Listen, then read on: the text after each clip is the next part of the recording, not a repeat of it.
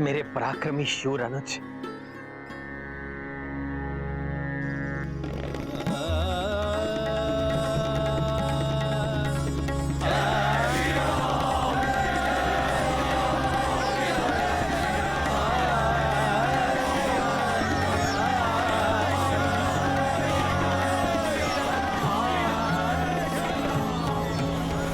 तुम्हें ये जानकर बहुत प्रसन्नता होगी लक्ष्मण कि तुम्हारी भाभी मां जीवित है।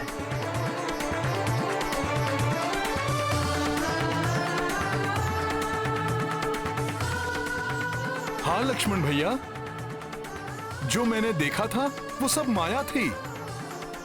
माता पूर्णतः स्वस्थ और सकुशल हैं।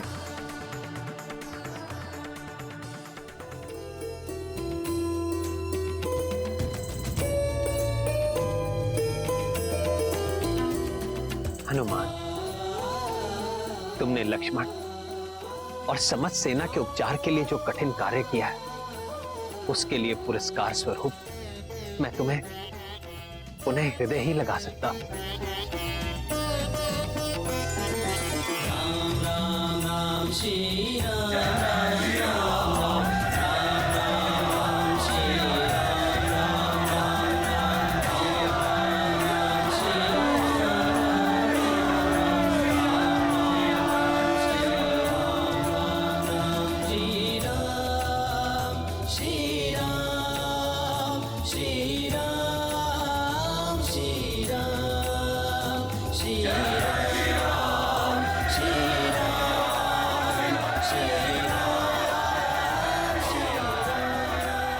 प्रभु, आप बारंबार मुझे इन कार्यों का श्रेय देते हैं, परंतु हनुमान जो भी कर पाता है वो आप ही की महिमा का तो परिणाम है प्रभु। प्रभु, आपकी शक्ति ही हनुमान की शक्ति है प्रभु।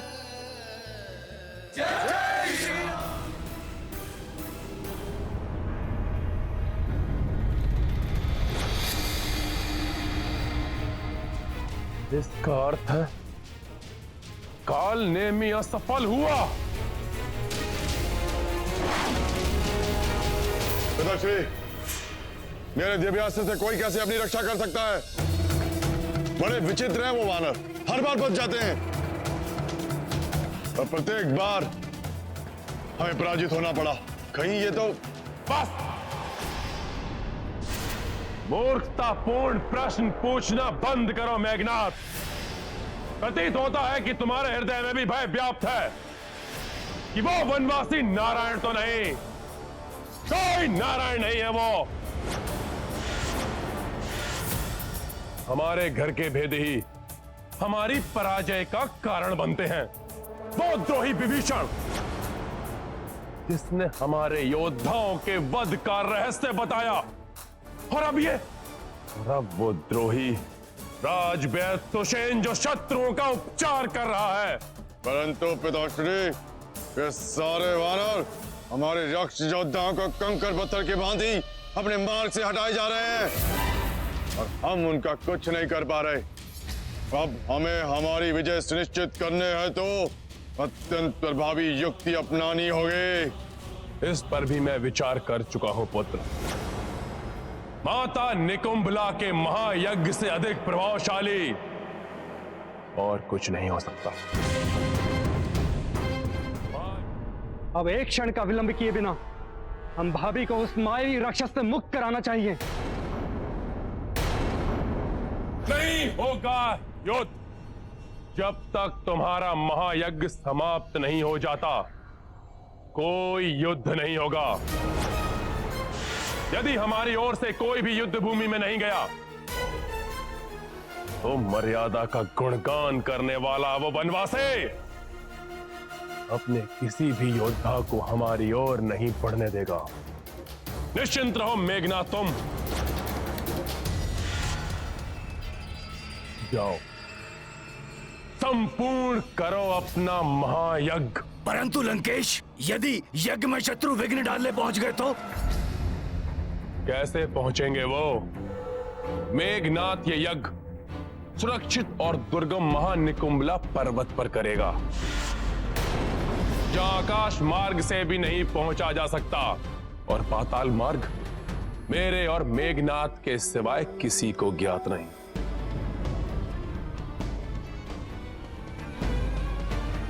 मैं इस महायज्ञ की अतिरिक्त सुरक्षा के लिए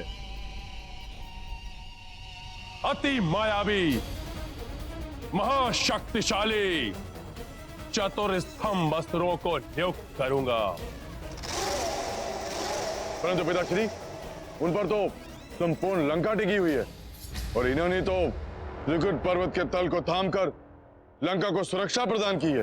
वर्तमान समय में लंका की सुरक्षा तुम्हारे यज्ञ को सुरक्षित करने से ही होगी, जिसके पूर्ण होते ही तुम अजय बनकर उस वनवासी और उसके अनुज सहित संपूर्ण वानरों का संहार करोगे और इस लंका को संकट से उबारोगे मेरे पुत्र।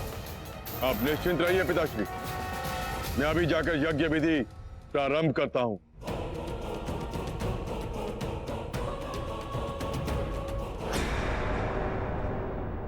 शत्रुओं के शिविर में अपने गुप्तचर स्थित करो, जो मुझे वहां होने वाले प्रत्येक क्रियाकलाप की सूचना दे सके।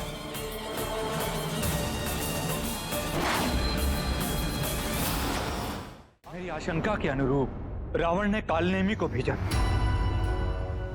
और अब उसकी मृत्यु के पश्चात रावण किसी और भी बड़ी भयंकर योजना का निर्माण कर रहा होगा। महाराज विभीषण जी, इस समय रावण की योजना से अधिक मुझे रक्षवैद सुषेण जी की चिंता सता रही है, जिनके कारण रावण का प्रयास असफल हुआ। भैया लक्ष्मण और वानर योद्धा पुनः स्वस्थ हुए। यदि ये लंका लौटे तो रावण इनके प्राणों का हनन कर सकता है। तब तो युद्ध के अंत तक उनका हमारी सुरक्षा में ही रहना उचित होगा। आपको शत शत प्रणाम प्रभु। मुझसे जो भी संभव सहायता हो पाएगी मैं आपकी सहायता अवश्य करूंगा। शिरोमणि सुषेण जी, आपने पूर्व में ही हमारी बहुत सहायता की है। दुष्ट मेघनाथ ने अनुज लक्ष्मण पर वार करके मेरे हृदय पर आघात किया था। भैया, अब वो मेघनाथ जब भी युद्ध के लिए आएगा, मैं अपने बाणों से उसका संहार कर उस मायावी को उचित दंड दूंगा।